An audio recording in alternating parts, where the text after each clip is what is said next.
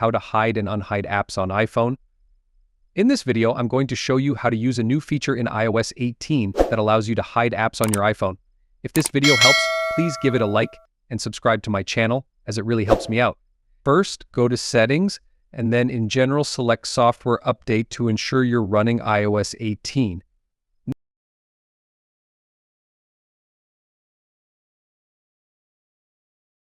Next, long press the app you want to hide, select Require Face ID, choose Hide and Require Face Idaho and click on Hide App.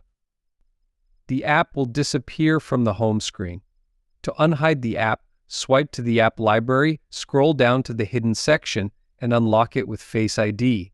Once there, long press the app again and select Don't Require Face Idaho to make it visible again.